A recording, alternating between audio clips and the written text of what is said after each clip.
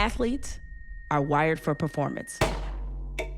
To run, to drive, to push, to compete, to excel, to make the right move at the right moment in order to do the damn thing. The images of Black athletes excelling throughout history are indelibly seared into our brains. Serena's screaming serve, the powerful stride of Jackie Joyner-Kersee, Tiger's fist pump, Griffey's backwards hat. For Black athletes, though, there's more. There is always more. They say a picture is worth 1,000 words, but for Black men and women around the world, they're priceless. See, it's never just about the feat. It's never just about the touchdown or the home run, the race, the putt, or the score. Nah, behind what the picture shows, just beyond what is obvious, is what is inferred. See, the story of the Black athlete in activism is also the story of what it means to be Black in America.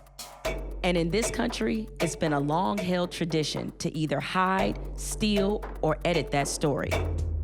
Throughout time, Black athletes have endeavored to tell the truth. Sure, sometimes the gestures were obvious, the words were loud. Sometimes it looked courageous, strong, and powerful. Other times it was graceful. We got the message. The shared experience of a smile, never being too far away from a wince. The fact that accomplishment rarely meant acceptance. And the all too true reality that even great triumph can be coupled with intense anxiety. Be it loud or quiet, obvious, purposeful or not, the images and the statements that came with them gave something to us. What we take from those images is what both an athlete and an activist provide: inspiration, pride, and a hope that one day we are seen as significant and capable no matter where we are, because we would love nothing more than to live in a world where a touchdown can just be a touchdown.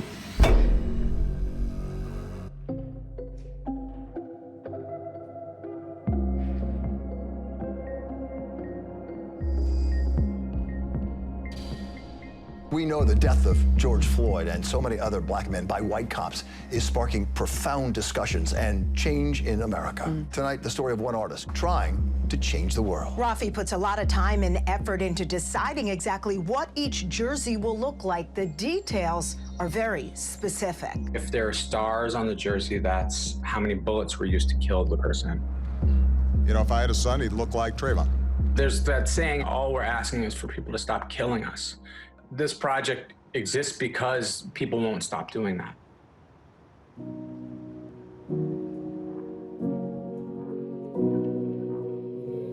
You know, when I was a kid, it's like I was really good at baseball and soccer. And you see the kids in the commercials, are they talking about an all-American kid? And I just thought, like, who is more all-American than me? If they're talking about an all-American kid, they're talking about me. And at some point in my life, I realized that nobody else thought of me that way, and that nobody would ever think about me that way.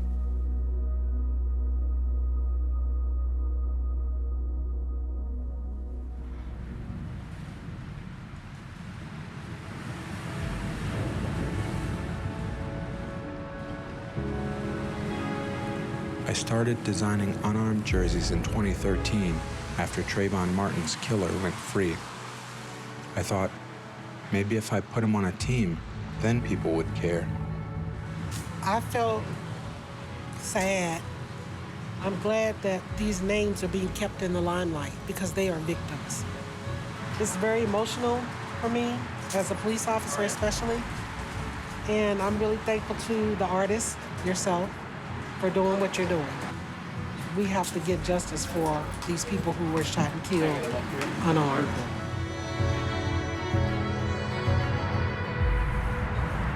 In the fall of 2020, I drove across the country, visiting cities where these traumas have taken place. I went to Louisville and Kenosha, Minneapolis, Denver, Milwaukee. When I could, I asked people I met on the street to help me. We installed jerseys and shared stories. Yo!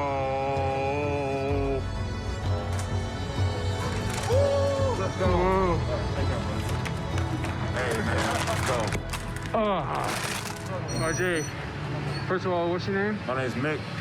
Nick, how you feeling right now? Man, I'm just glad to be a part of something like this, just spreading the word, doing something that's important, getting the message out there to people who don't know. It's years and years of history into that jersey, into that word, into our skin. We ain't taking no more of this stuff anymore. It's time. It's time. RJ. All right, man. Hey. Hey.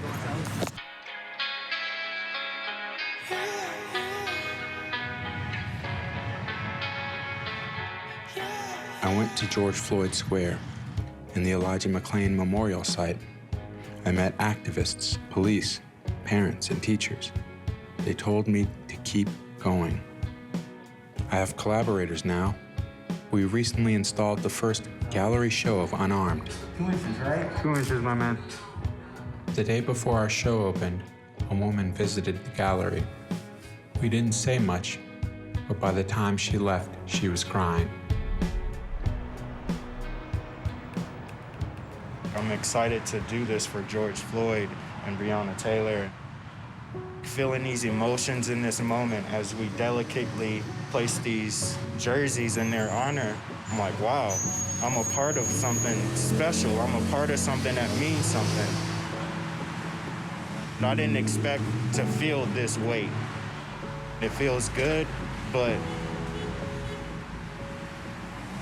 it hurts too, you know? I don't know. It feels good, but it hurts at the same time. It's hard to explain. I'm a part of something because I feel this movement, but unfortunately, we had to lose people for it, and I don't think that's necessarily how it should have happened.